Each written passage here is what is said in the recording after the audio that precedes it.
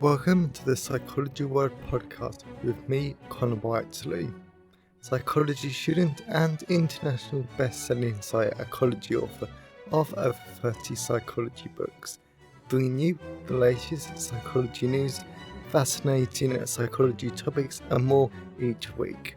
If you want to learn more, then please check out connorwhiteley.net/books. And don't forget to like and subscribe to the YouTube video or follow on your favourite podcast app. And here's the show.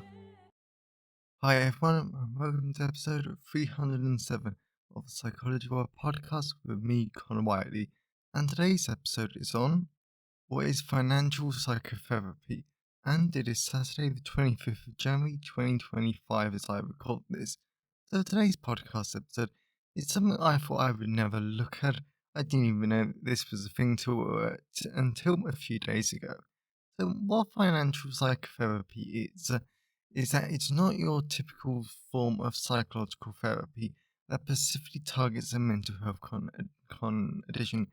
Instead, it's actually a form of that psychotherapy which targets behaviors, thoughts, and feelings towards money, and whether your self-sabotaging and your limiting beliefs are actually pushing you away or towards your financial goals. So that's quite interesting.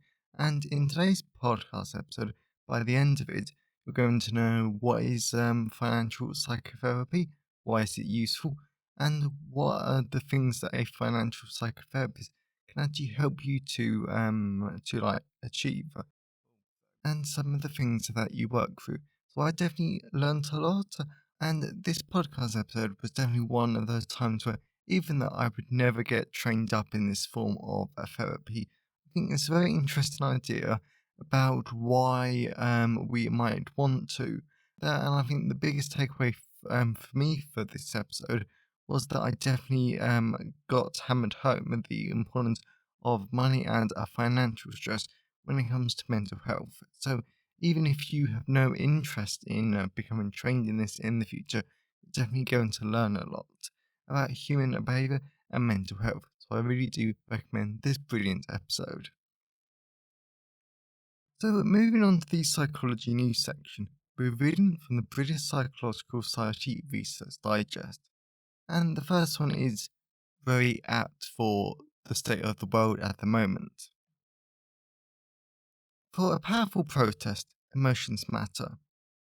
Building support for causes from LGBT plus rights to Black Lives Matter often requires persuasion, turning others into allies who will fight for change too. Doing so effectively, however, requires more than just crafting the right message.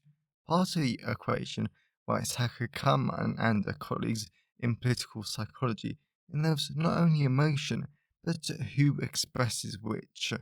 The results of their investigations illustrate the delicate interplay between social status, expressions of emotion, and allyship, potentially giving steer to activists aiming to win new supporters. And if you want to learn more, you can read the BPS Research Digest write-up. So, because this is not a political show, I definitely can't go into this in too much depth. But the world is a bit chaotic at the moment. There are crackdowns on rights. People are losing their rights, left, right, and centre. For example, in the United States, trans people are losing their rights in lots of different states. Women are losing their rights to abortion, and these all have different knock-on effects for mental health. And yes, I know there are tons of other groups that are losing their rights on a daily basis all over the world. This is why I protest. This is why expressing emotions, and this is why fighting for rights, even if you do not belong to these groups, is so important. And activism is going to become even more important in the next few years. That's all I'm going to say on the topic. But psychology does have a major role to play in this, because we can research this, we can learn how do we get these messages across, how can we help activism thrive, and how do we help protect the rights of innocent people who just want to live peacefully and just want their lives to be recognised. So it's very interesting and it's a very apt article for the Times. So the second one is OMG, really? Tech speak lowest perceived sincerity. If you often abbreviate words and phrases in your text, you're far from alone. An estimated 90% of the texts do it, using THX instead of thanks, for example, or HIU instead of how are you. Most of the people assume that the recipients of these messages won't care about these abbreviations, or they might even like them. According to new research in a Journal of Experimental Psychology journal. However, this work on more than a total of 5,000 people around the world, including some Tinder users, found this not to be true. In fact, texters who use abbreviated words seem less sincere, and the recipients are less likely to message back. Oh, okay, now that's fascinating. Oh wow, wow. Okay, I was not expecting that article because if you've been a long time listener of the podcast, you know I get the Research Digest website in my inbox. I do not look at it until I record the podcast part, which can sometimes be problematic. But I'm a very busy person though. So I think it's very interesting because I'm from the generation who does abbreviate literally everything.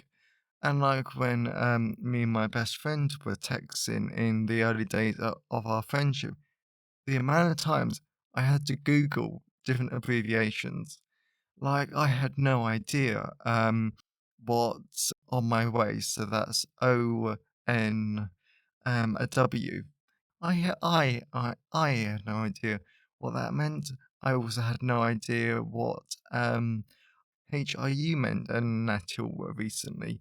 So it's those sort of things though, which I think that young people really do like. But I do agree though, because it's hard enough in text messages to actually be sincere. So the fact that we are creating additional barriers to ourselves is even more problematic in communication. So I definitely think that this is a new avenue where to explore within cyber psychology and social psychology through communications, because this is a very, I wouldn't quite say problematic, but it's definitely something that reflects the times though. And yeah, that and like as the younger generation actually grows and abbreviating texts that becomes even more common over the next few decades, it will be interesting to see how does this impact communication even further.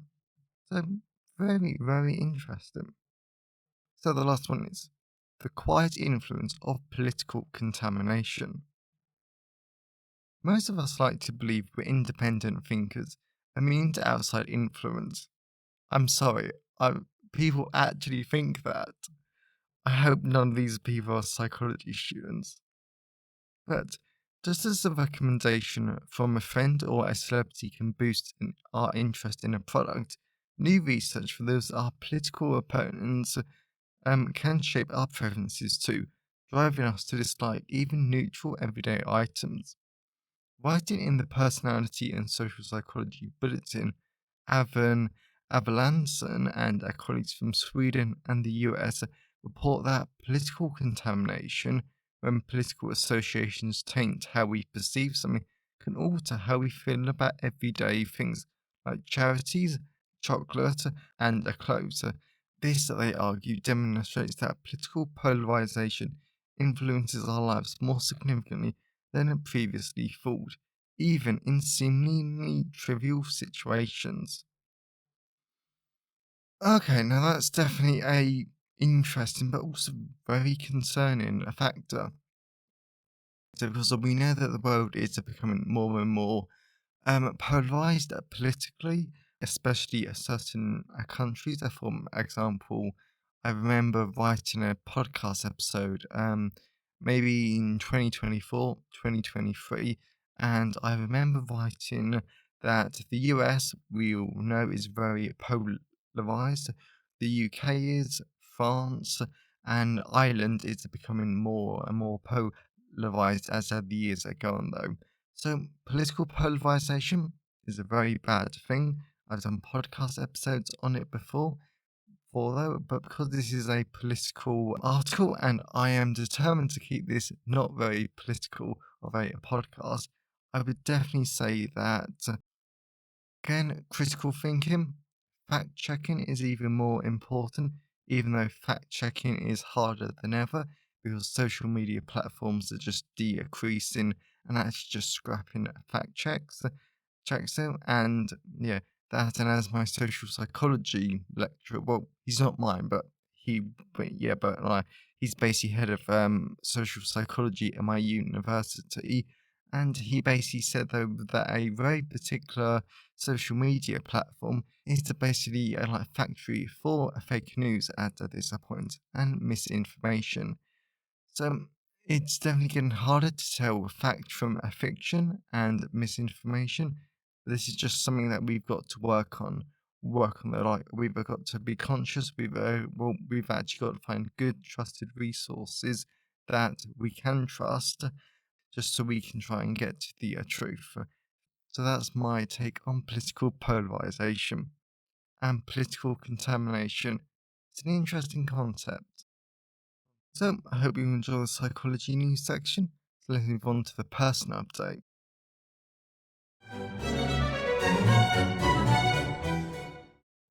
So, moving on to the personal update. This week has been really good, and I've been up to so many different bits and pieces though, and different projects. Like my to-do list was rather extreme though. Like it covers lots of different areas. I'm putting together the next 30 YouTube shorts, which will be released throughout February and into slightly early March, so that I'm really looking forward to. And the YouTube short experiment, I am actually really enjoying it because the shorts, they're quite easy to put together. They definitely take a lot more time than I would like, but it's still really good. It's still really fun. Also, this week, I have finally got back to Patreon. I had not realised it had been 2 years since I last went on Patreon. So I've been uploading like blog posts, and some of the blog posts that I've uploaded, to be honest, you will not get these as podcast episodes for months, if not until 2026, because I just have no interest in actually putting together 60 podcast episodes and doing them one every a day. That's what the YouTube short egg experiment's for. So that I think is definitely quite interesting, and that's actually the really good thing about a Patreon. Because I have like 51 blog posts which I'm releasing one every day on a Patreon until I run out. But then if you were becoming like a patron of the show, then it means that you can actually see it, you can read it, you can learn about it. Most importantly, we can actually have a conversation about the podcast episode in the comment section there. So I'm really looking forward to actually getting a Patreon back on track though. And this definitely is going to become a community in the future. So if you're interested, then definitely check it out. But of course, I will do my usual advert in a little bit. But in like fun stuff. So Friday mornings, I teach a research module for my university's outreach work. And yesterday was actually quite a lot of fun though, because it was to do with, because it was to do with a literature release. And the girl I co-deliver with, I specifically said to her, so by the end of next week, just so I can actually talk about this with some authority, I will do my introduction and my literature review for my next academic paper. Of course, I only got one paragraph done because I'm busy, and I'm a terrible student. Next week, I'm honestly going to focus on this post transition paper a lot more though. And we were just making each other laugh though, because I was saying, oh, like last night I was like doing this, I was finding different bits and pieces, thought pieces though, and then I got way too excited about Google Scholar because the girl I co-deliver with, she wanted to give the students, and bear in mind, these are only 16, 17 year olds, she wanted to give them a little run through of Google Scholar. Well, so I typed in mental health or health and the specific clinical population that I'm looking at, and I found a paper which I hadn't seen before because it was released a few months ago. I got so excited, and she just laughed at me because it was like, you shouldn't be getting this excited about it, about it though. But I love research. I love finding out stuff, and it was quite an interesting paper because it was cross-cultural mental health research. So I was very excited. The teaching I do like. I like presenting. I like talking about research and a whole bunch of other things though. So life is really good at the moment. And massive thank you for the comments I've received on the podcast this week. So over on Twitter, commenting on last week's episode, what is Window of Tolerance, Innocence P says sounds like an insightful episode. Understanding the window of tolerance is so important for trauma recovery and mental health. And I definitely agree, Innocent, because in my own healing, I've said that window of tolerance has actually been one of the most important aspects of trauma recovery. So I really do recommend that people do learn about window of tolerance. And over on LinkedIn, episode 305, how a job interviews failing us. In that through chats, commented on saying, say a great question. And I think the focus of selling yourself often overshadows genuine connection and skills assessment. Hopefully, we can move towards inner truths that are more about mutual exploration and less about performance. And my comment was that definitely I couldn't agree more because as flawed as interviews are, they are here to stay. And in the podcast episode, I do talk about some of the alternatives to focus on.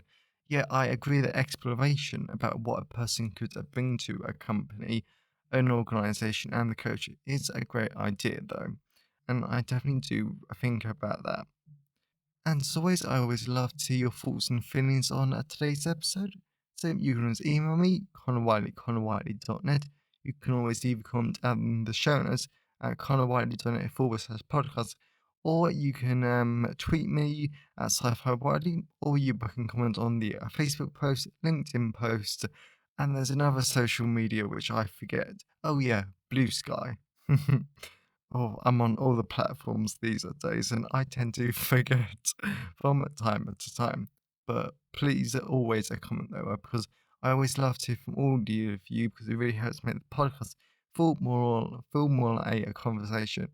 And also, please feel free to send pictures of where you're listening in from. I love to see wherever one is all over the world. And today's podcast episode is sponsored by a brand new book that I'm so excited about.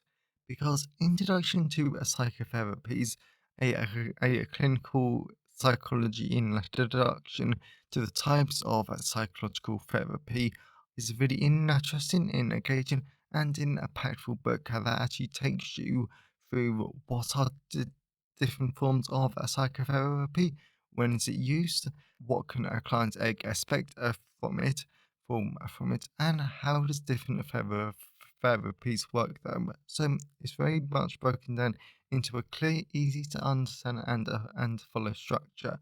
And we talk about cognitive behavioral therapy, obviously, but we also talk about couples therapy and the massive range of different types that happens. We talk about art therapy, acceptance and commitment therapy, psychodynamic therapy, affirmative therapy. What's another really a good one? Interpersonal psychotherapy, and so many more. I think we cover over 20 different therapies in the end. In the end though. So I loved researching and writing up this book, so I really do recommend it. So there's Introduction to Psychotherapies, available from all major ebook retailers, and you can order the paperback and the hardback version from Amazon, local bookstore, or local library if you request it. And if you want to support the podcast on a monthly basis, then you now can add at patreon.com/slash the Psychology World podcast. And a massive thank you to all of my patrons because it means a lot that you like the show enough and you want the show enough to continue that you would consider the pausing the podcast, because the podcast takes me about 4 hours every single week to put together, sometimes longer if it's a longer episode. So this does cut into my time, and the Patreon money though, like, is always a great because it does help to cover my time. And now there are lots of exclusive blog posts which you won't see for like months over, because I'm not going to turn them into a podcast episodes for quite a while though. So there are lots of bonuses and lots of other great content that you can get through Patreon. So if that sounds interesting to you, then please definitely become a patron of the show at patreon.com/the Psychology World podcast. Or if you want to support the podcast on a one-off basis, now you can at buymeacoffee.com/Connor Wiley. So that's enough of the personality. Let's move on to the content part of today's episode.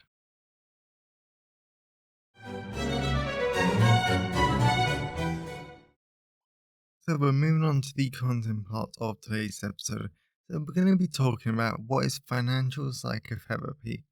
Also, I've got to stress up front, absolutely nothing on this podcast is ever any sort of official advice, whether it's relationship, financial, or another. So let's dive into it. What is financial psychotherapy? This form of psychological therapy combines financial coaching and behavioral therapy to help clients improve their thoughts, feelings, and behaviors around money. Also, this therapy helps to address the very real gap between a person's financial health and money and their emotional health. And this is a very new discipline, which is why a lot of people haven't heard of it. The Financial Therapy Association was only established in 2010, so it's very new. To help clients with their attitude towards money, financial therapists help people to understand their fears and worries around money, so this guides the client towards a light bulb moment, as well as the difference between a financial therapist and a financial advisor is that a therapist explores the beliefs and feelings that a client has behind their financial habits, whereas a financial advisor focuses on helping a person reach their financial goals. In addition to become a certified financial therapist, both financial and mental health professionals can become one by meeting specific requirements in financial planning, financial counseling, financial therapy, as well as you need to have therapeutic competencies. Also, in the United States, this certification comes from the Financial Therapy Association. However, I must note that a financial therapist is not a protected title, so anyone can call themselves a financial therapist, regardless of the amount of training that they have done. Now, this is good because it means that there are financial professionals who aren't credentialed therapists, but they can still help clients with their money. Therefore, whilst it's not always a problem, because there are a few behavioral therapists that focus on finance and do not have financial qualifications, it can be a problem because people without behavioral therapy or financial qualifications can and do call themselves financial therapists. So you need to be careful. How does financial psychotherapy help people? Typically, a client who wants financial therapy has limiting beliefs about money, and this can stop them from reaching their financial goals. Yes, there are other impacts too. For example, sometimes these limiting beliefs stop people from enjoying the fruits of their labour too, because they have fears around spending money or buying non essential items. As a result, a financial therapist can help a client to identify their limiting beliefs and their emotions. For example, some people, especially individuals who grow up in marginalized communities, have certain money stories that they tell themselves that developed in their childhood. These stories can hold them back or push them towards their goals. Personally, because of my child trauma and my social environment telling me that if certain people found out that I was gay, and I would be beaten, killed, and made homeless, I was always very careful about money. In my mind, I needed to save it as much as possible so I could survive once I was homeless. That summed up my childhood, and even now, I don't really want to dip into my savings at all, just in case I need to survive once more. Equally, I came from a very poor and deprived area, and I have lots of friends at university. So our attitude towards money is we need to be careful. Money has always been something that must be used wisely, but money is a tool to get us closer to things and activities that we enjoy too. Money is a balance. As a result, financial therapy can help clients to focus on their money story, to identify the limiting beliefs, emotions, and whether or not these emotions and beliefs are pushing them towards or away from their financial goals and improved emotional health. Financial therapy helps start small and considers passive investing. So, a small aim of financial therapy is to help clients take small steps towards changing their financial habits. For example, within financial therapy, a client could do research into whatever is making them uncomfortable. Like in the United States, if a client wants to get information about a 401k or a Roth IRA, I have no idea what that is because I'm not American. Then they could investigate those options and then decide what their goals are based on that information. This would allow the client to move forward in a way that feels right for them, their life, and their financial goals. Additionally, financial therapy can help clients understand passive investing, a long term strategy for building wealth by buying securities that mirror stock market indexes for the long term. For clients, passive investing might be a great way to take the pressure off themselves, even more so if they're struggling to understand the complexities of the financial world. Since it's a hands-off a approach of investing, that means clients do not have to learn the complex processes or take high risks that naturally come from investing. Forms of passive investing can include index funds, mutual funds, or ETFs. In other words, passive investing allows compound interest to do the work for clients because if they put a small amount of money into a mutual fund, then it can be very energizing to see their money start to grow. This can enable the client to take steps forward in their financial plans. Financial therapy helps clients to envision retirement. Finally, other clients can be very stressed about the retirement, and other clients still might not be thinking about retirement because it's decades away. In these sort of situations, recurring expenses take a priority, and other clients prefer to use their money to help live in the moment.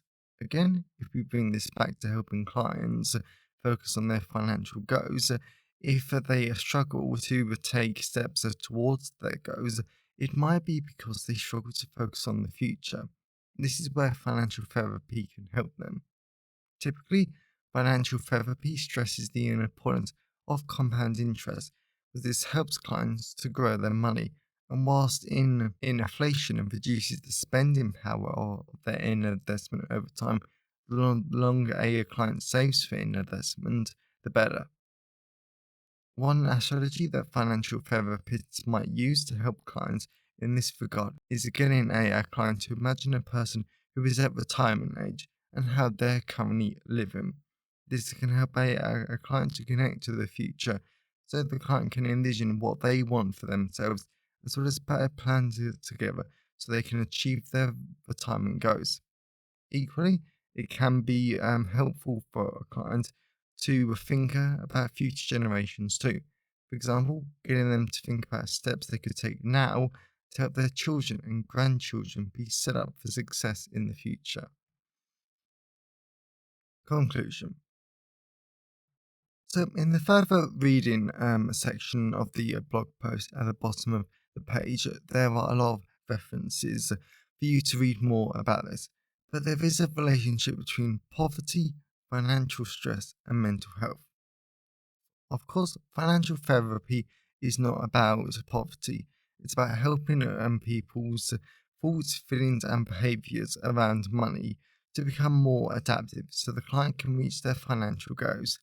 Yeah, I am mentioning this poverty factor stress that money does have a major impact on our mental health and emotional health.